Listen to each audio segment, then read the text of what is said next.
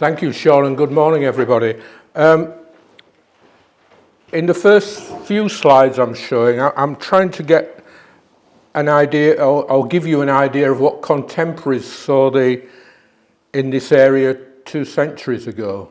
I know it was something that Colin Mountford was particularly interested in, the illustrations that were produced as a result of the Hetton Coal Company project. And I think it's important just to take a little bit of time to look at these.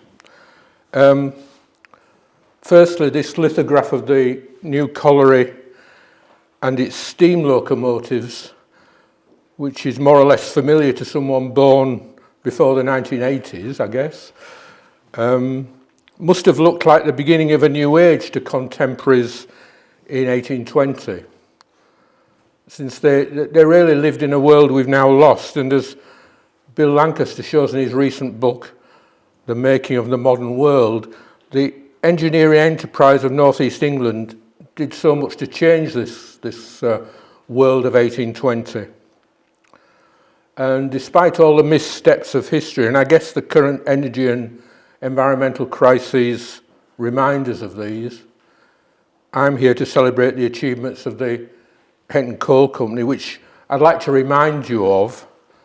It built the world's first railway designed specifically for steam power, whether a locomotive or a standing engine.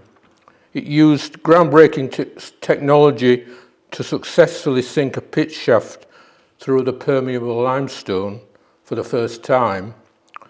And what particularly interested me was that it was a forerunner of the joint stock companies which dominated that railway age. And what I'm hoping to show this morning, and what I've tried to do in the book that Sean mentioned, is bring to life some of the people who were involved in creating what I've called the Hetton adventure. The world we've lost is perhaps evident in this rather bucolic landscaping in the engraving commissioned from Charles Hulmandel of London. He was a particularly important printer in London in the 1820s. It was drawn, like the previous slide, by a man called J.D. Harding. And this obviously relates to what John Cook has already mentioned, but it shows Hetton Colliery here, the stationary engine at Warden Law, and the staithes at Sunderland, and in between, which probably is hard to see, are the railway lines with Stephenson's engines on. And as you can see, it's set in a landscape which I suppose there's still elements of it around us, but like at Ellimore estate, but generally we've lost this the way this landscape looks. And an aside here, if one had any doubt about the importance of the Hetton adventure to Georgian Britain, look no further than the quality of this lithograph, printed in London to attract investment from that wealthy coal-devouring capital, because that's what the people who set up Hetton were about, was trying to get money to ensure that the colliery was a success. I could spend a lot of time commenting on this masterpiece, which is Greenwood's map of 1820. But I just wanted to give a flavour of the area as it was then. I'll try this. So there's Hetton le Hole in the middle. Chesley Street up here, which we'll mention later. Durham down here.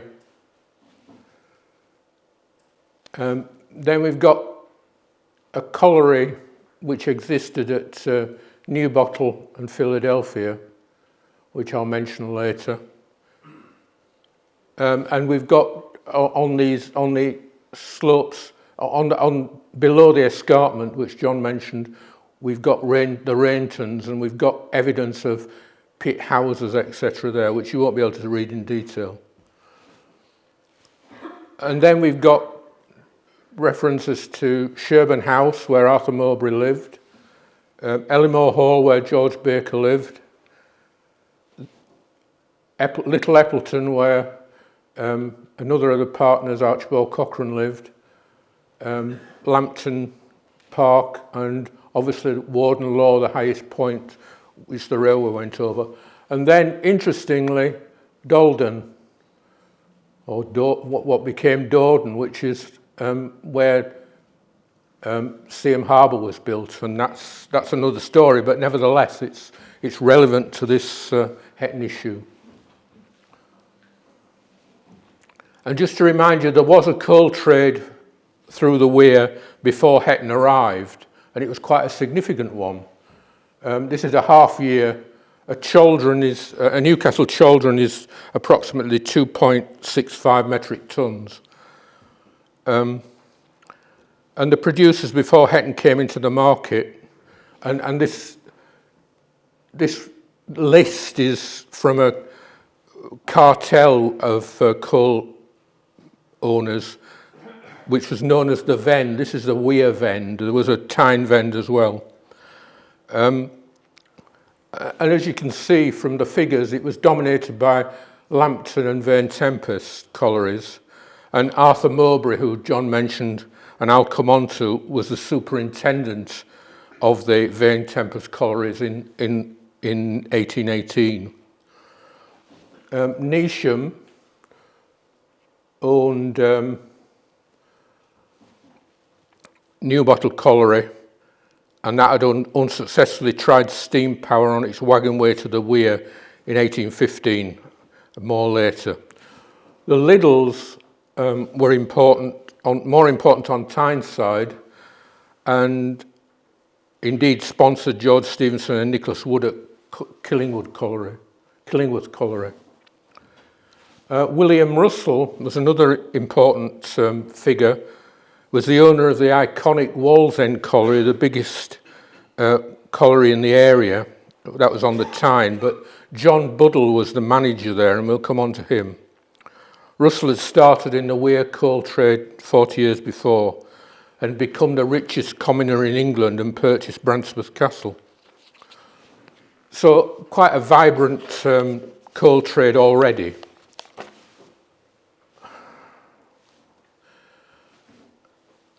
So on to Arthur Mowbray, who's, I won't say my hero, but the person I want to promote as the driving force behind the Hetton Coal Company, and the person without which we wouldn't have this project. The catalyst for Mowbray's project at Hetton was his sacking from his job as superintendent of the Vane Tempest collieries in 1819 by Charles Lord Stewart, later the Marquess of Londonderry. Mowbray was a land agent and a failed banker with a huge number of contacts and a murky past. And he'd held the post of the superintendent of the Vane Tempest collieries for over 20 years, and he continued holding that post even after his bank failed. He had a lot of fingers in a lot of pies when his bank failed in 1815. And in 1820 he was still an undischarged bankrupt, but he was allowed to continue managing the collieries until Londonderry sacked him. There's no picture of Mowbray, which is a sadness. He was born in 1755, and he therefore reached our modern retirement age by 1820. And his contemporaries referred to him as Old Arthur. And he was obviously fairly notorious, if Buddle's records are anything to go by. And I like to think this is him on horseback, riding through the landscape to the colliery from his home at Sherborne House. He moved to Sherborne House in the 1780s. That's near Sherborne Hospital.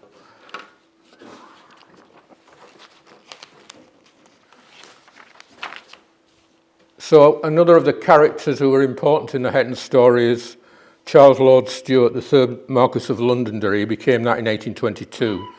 And he married, it was his second marriage, he married Lady Frances Anne Vane Tempest, who was the heiress to the large Vane Tempest estates, which obviously include Wynyard, but also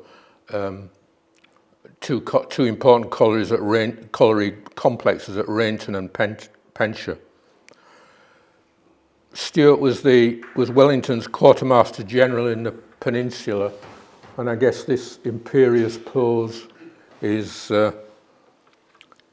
typifies him. He appointed John Buddle as Mowbray's successor, and it was from Buddle's correspondence with him that we know so much about the Hetton enterprise. Despite the rivalry demonstrated in the letters that I'll refer to later, Londonderry clearly had a grudging admiration for Mowbray and said that Mowbray established Hetton by dint of prowling round the Royal Exchange to raise funds. That's the Royal Exchange in London, the predecessor of the Stock Exchange. Londonderry was always short of funds and had huge overdrafts with banks such as Coutts of London and Backhouse of Darlington.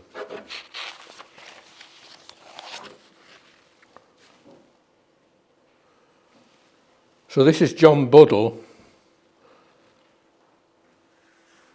and while he was Mowbray's successor managing the Vane Tempest collieries, he was also an important figure in the coal industry already.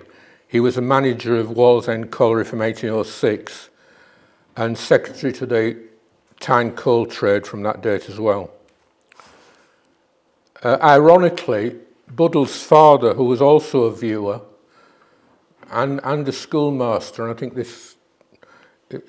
this relationship between viewing and teaching is something that Bill Lancaster's book raises as well. Buddle's father had asked Mowbray to give his son coal trade experience more than 20 years earlier, so Mowbray would know Buddle Jr. very well. Buddle was very much wedded to this Ven, this cartel controlling the trade. And looking back in 1833, he wrote to Londonderry, and this defines his attitude to Hetton, I think. Still, this splendid trade is ruined, and it will not be worth any gentleman's while pursuing in future, as heretofore it will fall into the hands of grasping speculators and neck-or-nothing adventurers in joint stock companies. So that obviously was a reference to Hetton. I have been apprehensive of this ever since the Hetton Company got fairly afloat and other adventurers came into the field. So it was really a tension about the people who wanted to keep a monopoly on the Vend and new projects breaking into the market.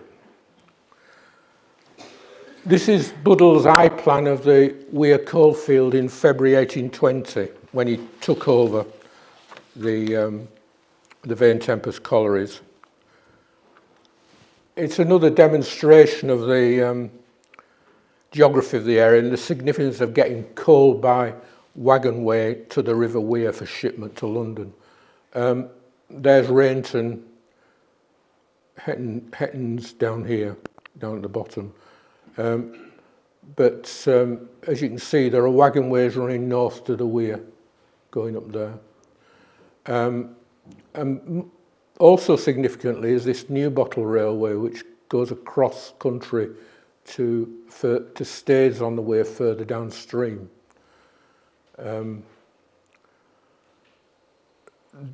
This map demonstrates the issues, the change in issues in the management of getting coal to London, in that the stays for much of the Weir nearer Chesley Street involved fitters managing the carrying of coal down to the mouth of the weir to load onto colliers. So there was a huge trade in fitting, as they called it.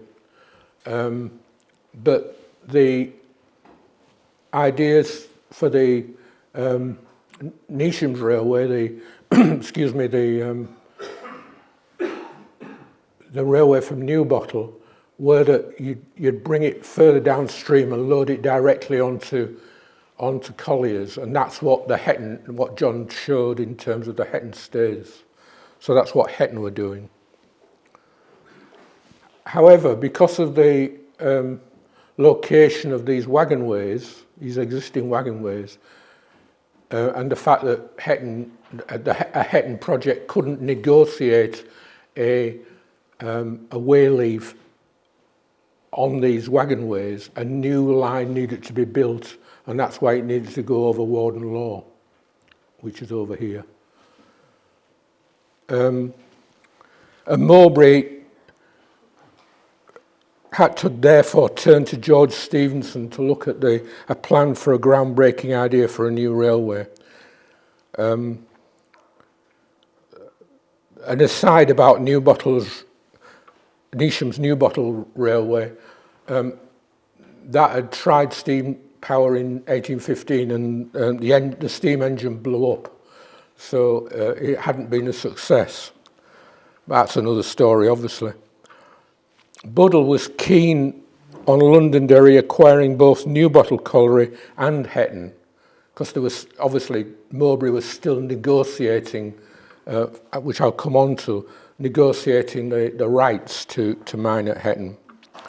But Buddle wanted Londonderry to get these, but he failed on both objectives, and these failures led to Londonderry pursuing Seaham Harbour, which was opened in 1828. So that spurred another, the Hetton story, Hetton project spurred another project, the port of Seaham. This is, excuse me, this is the eye plan of the Hetton royalties, again drawn by Buddle. Sorry, I should have explained the word eye plan. That's basically a non-surveyed plan, a plan that was worked out without doing detailed mathematical surveys.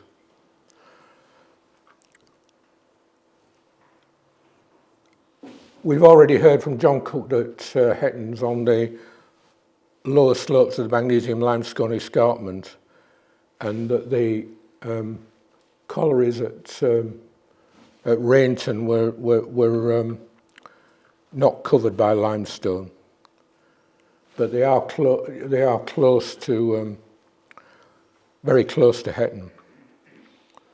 There've been ideas about getting coal from Hetton for about 50 years. And John mentioned the Lion family and the ancestors of the Queen Mother. I'm not covering that at the moment. But importantly, in terms of the Hetton story, the relationship between Rainton and Penshaw and the Vane Tempest collieries in 1820 was that in order to get Hetton off the ground, Mowbray poached experienced miners from Penshaw and Rainton. Buddle complained to Londonderry that the Hetton people still keep carrying off our petty officers whenever they can. So there was lots of competition and tricks in the development of the project. But most importantly, and this is where I started the research really, one wanted to know who the people who put up the cash for the initial cash for the Hetton Coal Company were. And again, Buddle comes to the rescue in that he produced a list of people, the people who contributed to or bought the initial shares. Mowbray couldn't buy shares because he was a bankrupt, but he got 2 of his family, or 3 of his family, to to buy shares, the first being the Honourable Archibald Cochrane, who bought 4 shares. He was his son-in-law, a naval hero and the son of the Earl of Dundonald, who was an eccentric inventor and industrialist associated with the tar trade on Tyneside. The largest shareholder was a Durham lawyer. Excuse me. I think I'll have to have some water. I'm sorry, I'm croaking a bit.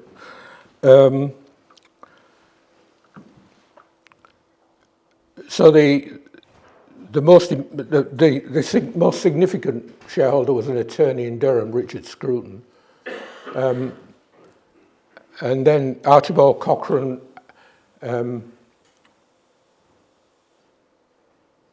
Robert Darnell and William Erskine Cochrane were relatives of Mowbray. Darnell was a Sunderland brewer who was Mowbray's nephew. Yeah, Hetton and Horn were these fitters from Sunderland who organised the coal into ships to export. Stobart and Wood were in the coal trade, viewers, and in nearby collieries. Light was an army officer, as was William Erskine Cochrane, and Smart was Light's son-in-law and a militia officer and landowner in Northumberland. So, excuse me, largely there were people associated with the area and associated with Mowbray. And they raised £6,000, which wasn't enough.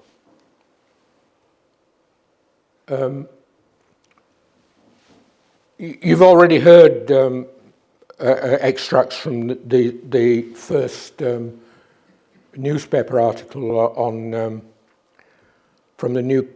the opening of the colliery in November 1822, so I won't read those again, except the beginning of the newspaper article at the top here.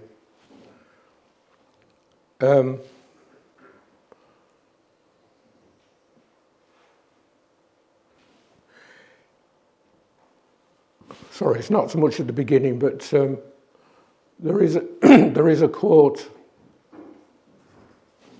Anyway, I'll give you this quote. I've lost it at the moment, but I think it's significant in terms of the where Hetton fits in the economy of 1820. Extensive commercial speculations are as grateful to philanthropy as they are animating to science. Whilst they call forth the powers of genius, they at some time afford sustenance and comfort to the labouring classes of society, and we trust there are none who will withhold the need for praise from undertakings like the present, which has for 2 years given constant employment to many hundreds of individuals and their families, and opening a cheering prospect to the working part of the community in the coal districts. And we're talking about a labour force of probably 500 by 1822, and they did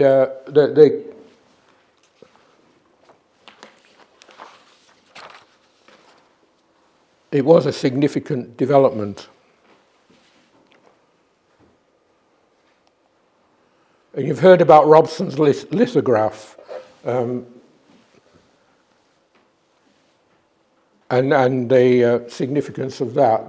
One of the things that there are various versions of Robson's lithograph, but one of them had the strata printed on, the detailed cross-section through the colliery sinking, which I think is of great significance. It's another story, and Les Turnbull has given us quite a lot of evidence in the last 2 or 3 years about the advances on sinking colliery shafts, and I think that's quite important. It's quite an important factor in the development of Hetton. But as I said, the initial finance of £6,000 was insufficient, since it took 2 years to implement the project. For as Buddle reported in spring 1821, sinking the shaft had proved exceedingly difficult. He told Londonderry that it was not unlikely that the whole pack may be swamped before they ever get a coal. They have been stopped several weeks past by a feeder of water and cannot advance an inch further until they get an engine. He later recorded that they are still sticking fast till their engine is ready. Long may they stick is my prayer. So as you can see, his letters are quite interesting. I should have said that the letters are in the County Record Office, and without the County Record Office we wouldn't be able to have this discussion, because keeping such invaluable records is really important. As you see, that's there is a lot of detail on this, a lot of information on the Robson lithograph. And I think this has already been referred to, but I'll just go back to it, because Mowbray did acknowledge the importance of the workforce. And indeed, although Lord Joyce has mentioned the jamboree at Miss Jouse's in Bishop Wearmouth, actually in September 1822, the company organised a weekend for the workers, celebrations in Hetton and Hetton le Spring, when the first coal was won. This weekend celebrates the opening of the railway, but the first coals were actually brought up in September. Anyway, on the Robson lithograph, Mowbray says, Arthur Mowbray, Esquire, projector and manager, Thomas Wood, accountant, Robert Stephenson, engineer, to whom the manager owes many obligations for fixing and improving the machinery, and for his skill and attention in the sinking, as also to Mr. Wood for his diligence and accuracy, not only as an accountant, but for assisting in the levelling and arranging of the wagonway for the self-acting planes, etc. To John Hopper, assistant viewer, William Elliott, master forgeman and smith, George Jousey, master sinker, Thomas Nesbitt, master wright, Ralph Day, master mason, Matthew Swainton, master foundryman, and to all the other men employed in the colliery for their skill and attention in many difficulties and for their general good conduct. So a very important historical document, this lithograph, and it did, of course, have have an illustration of the locomotive with the cauldron wagons behind it. However, there was another lithograph, which is from the Science Museum, National Railway Museum. I can't work out which came first, this Bouvier's lithograph or Robson's, but I suspect it's Bouvier, because Bouvier's is appears to be of a higher quality. And this has got a wonderful rendition of the engine and the railway. This was printed in London. Again, the dates aren't on it, but we assume it's contemporary with the opening of the colliery and the railway. And the significant thing about Bouvier's lithograph is that it actually, you can't read it in detail, but it shows there's a plaque on the railway engine, on the locomotive, which reads G. Stephenson's patent locomotive steam engine. And there is also a coat of arms, which I believe is the lion coat of arms from the landowners.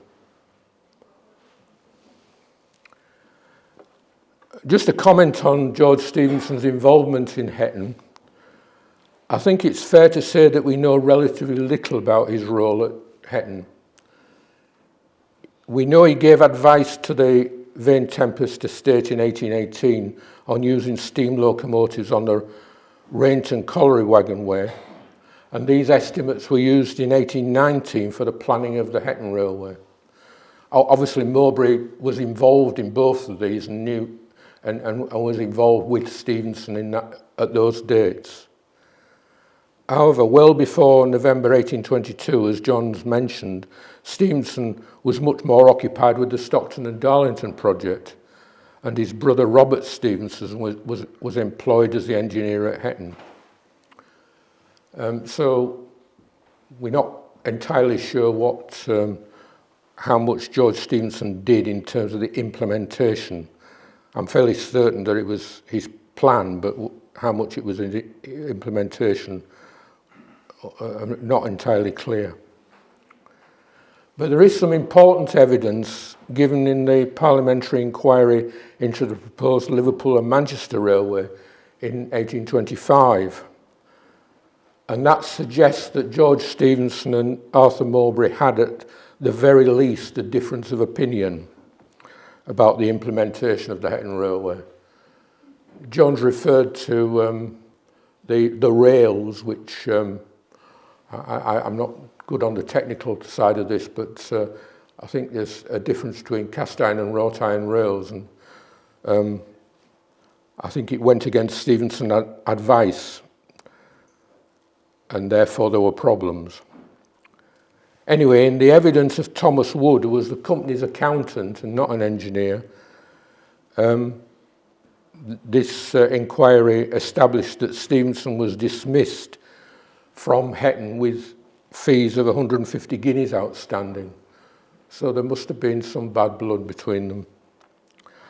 I haven't got to the bottom of this, and I've tried to deal with it in a chapter in the book, and I clearly haven't got time to go through the detail here of the Liverpool and Manchester Railway evidence. But I think it's important to try and work out what happened if we can in future, as future historians.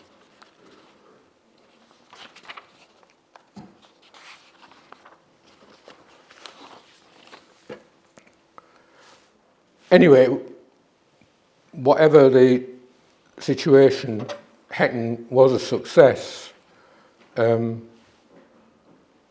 It broke into the Vend of 1823. As you can see, it's on the bottom line, the Hetton Coal Company, 50,000 cauldrons. Not as big as Lambton and Londonderry, but bigger than most of the other pits. So it broke in at a medium level. And it was, ironically, it was Lambton's support which allowed Hetton in, because the Vend had meetings. The Weir Vend the meetings were based at Chesley Street, and Buddle gives us an idea from early 1824 of what happened. He says, after the Chester meeting, it means Chesley Street, at which Lambton handled the Hetton Company and old Arthur so severely, Captain Cochrane called upon him to demand an explanation of his conduct on that occasion. When he made such an apology as was quite satisfactory to Cochrane, and they have been intimate friends ever since. At present, Lambton seems to be seeking shelter under Cochrane's wing, as I am told he dined with the captain the day before yesterday. Oh, think of this high-spirited Whig putting his legs under the same table with old Arthur after what passed at the Chester meeting. But we live to see strange things come to pass nowadays. The next thing we shall hear of most likely will be a treaty offensive and defensive between Mr. L and the Hetton Company. He laid it down as an axiom of the Chester meeting that whatever Hetton might be placed at upon the basis, that means the basis of the Vend, he would have the same for New Bottle, because Lambton bought New Bottle, not Londonderry. If then Hetton should stand out for 80 to 100,000 children on any future regulation, will Mr. L do the same for New Bottle? There is no knowing what may grow out of the friendship between the Squire and Cochrane, and it behoves us especially to have our wits about us. They were, of course, planning Seaham Harbour as a result of this.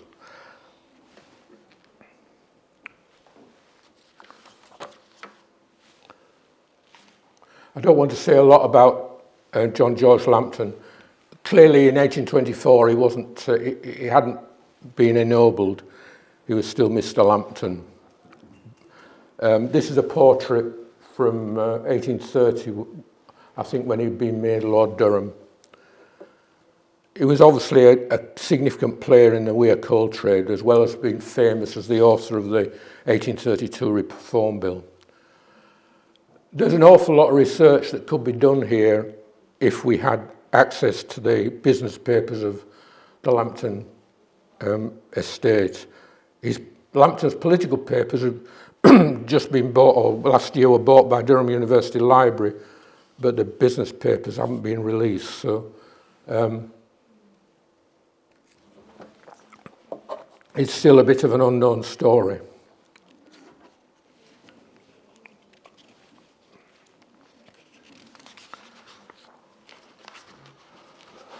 We know a little bit more about the Backhouse Bank's involvement.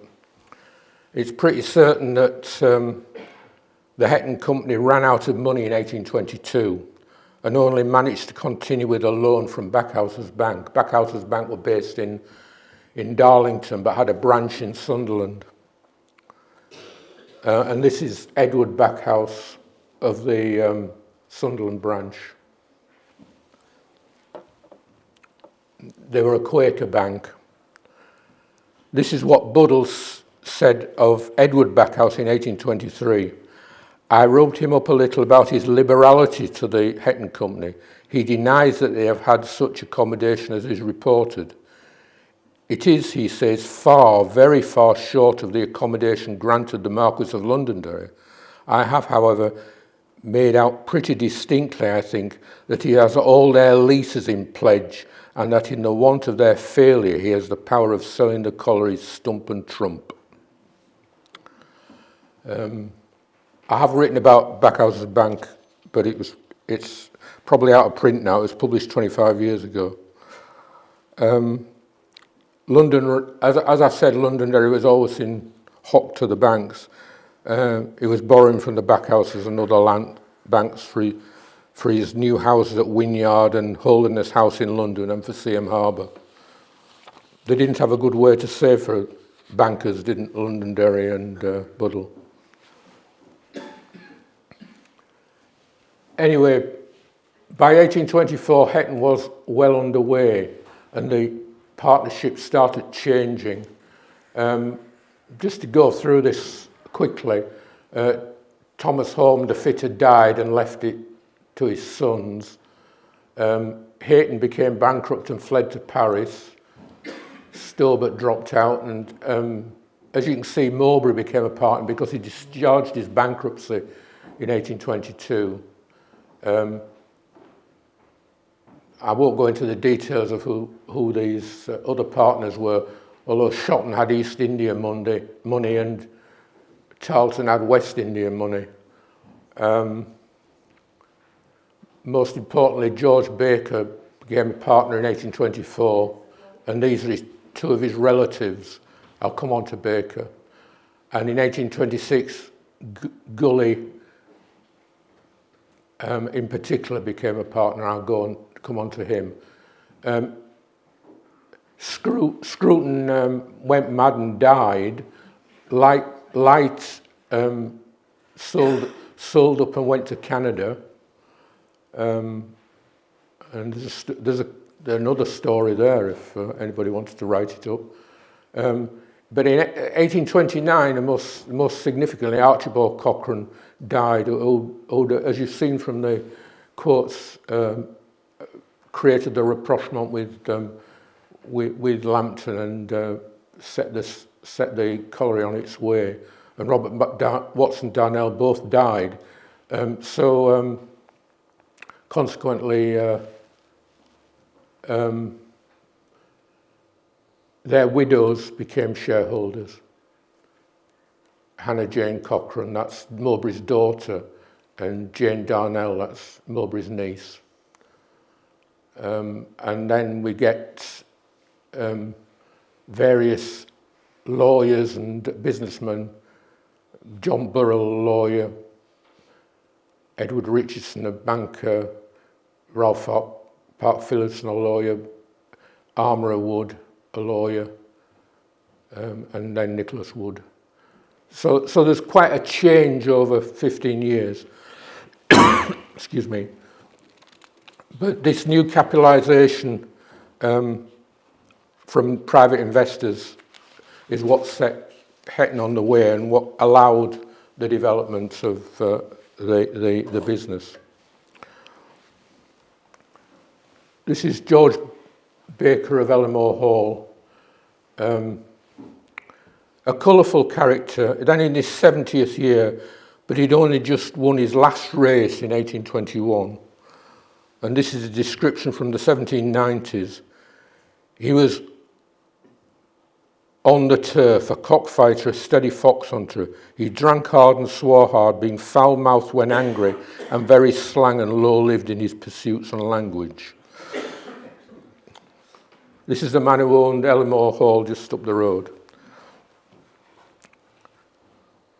And obviously it was a natural extension of coal-bearing land, and his involvement allowed two shafts to be sunk at Ellimore and Eppleton, as John said. Baker was a Whig friend of Lambton and also became friendly with Archibald Cochrane, who, as I said, was living at Little Eppleton.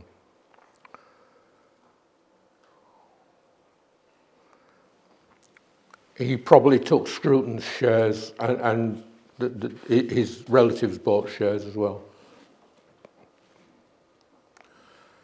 And if you thought George Baker was colourful, the other major shareholder was even more colourful, John Gully. He retired from prize fighting in 1808. He was from Bristol, and he ran the ploughing in Lincoln's Inn Fields. After 1812, he moved to Newmarket as an owner of racehorses because he'd already got involved in betting. And he was the betting manager to the Prince Regent. So you can imagine what that meant. In the 1820s, he seems to be in a partner with a man called Robert Ridsdale, who was a former groom of Lambton and what was described as the greatest wire puller on the turf. In other words, they probably fixed bets. Gully lost 40,000 on the Derby in 1827, but won 50,000 and 35,000 on the Derby and St Ledger in 1832. In 1832, he bought Ackworth Park near Pontefract and became the MP for the area in the Reform Parliament. He was an MP until 1837. Gully appears to have brought Colonel Light's shares. As I said, Light went to Canada. But he didn't keep his share. Gully didn't keep the shares long. He invested in other collieries in about 1836. He sold Hetton and invested in Thornley, Trimdon and Wingate collieries and lived at Cocken Hall. And he had a house in the Bailey in Durham. So quite a significant shareholder.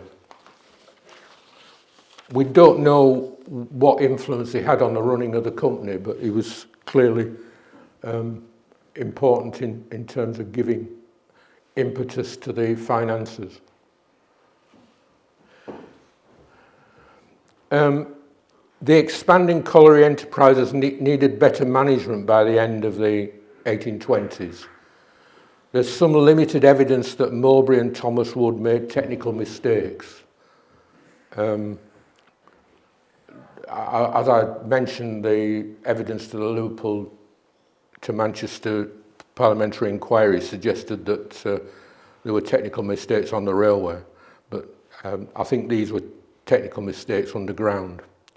And Matthias Dunn, who was a reputable consultant viewer and was employed by the company in 1827, spotted these. So he was well established as a consultant viewer. The partners formed a management committee after Archibald Cochrane died in 1829, and I think relied on John Dunn as the secretary. He was a Durham lawyer.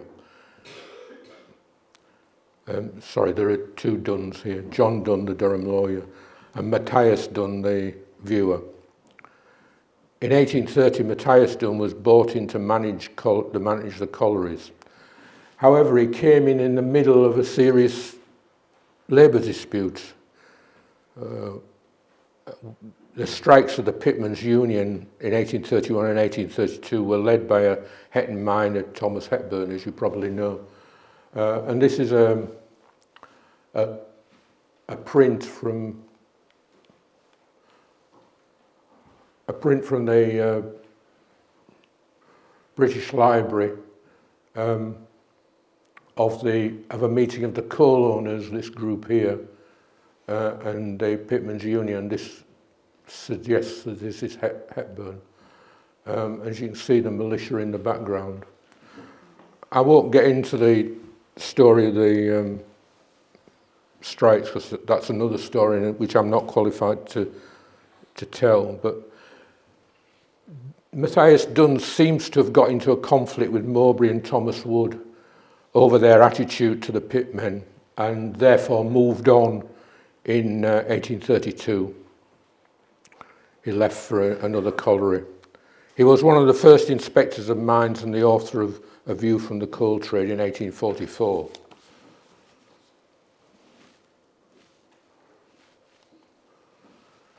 But there were significant changes in the management of the colliery after the 1832 strike. As I said, there was a management committee, and this was then became dominated by lawyers and bankers who I've identified in that list. But from 1836, it was joined by Nicholas Wood, and you'll be hearing more about him this afternoon. But he was the Killingworth viewer and a protege of George Stephenson, and author of a treatise on the railways in 1825. And as we've already seen, by 1830s, the Vend was breaking down. There was a huge rising in demand, and Hetton was on the way to being the largest colliery in the world. Mowbray died in 1840. Nicholas Wood became managing partner in 1844, and I'll let you hear his story this afternoon. So that's a copy of the cover of the book I've done. It all started in 1986 when I was working for the County Council on coalfield issues. That's a map that I was involved in drafting in 1986. And to some extent, it's another world we've lost. There are no pits left in the area now, and it's projects like HCR200 that are really needed to remind the current and future generations of the legacy that we have. Thank you very much.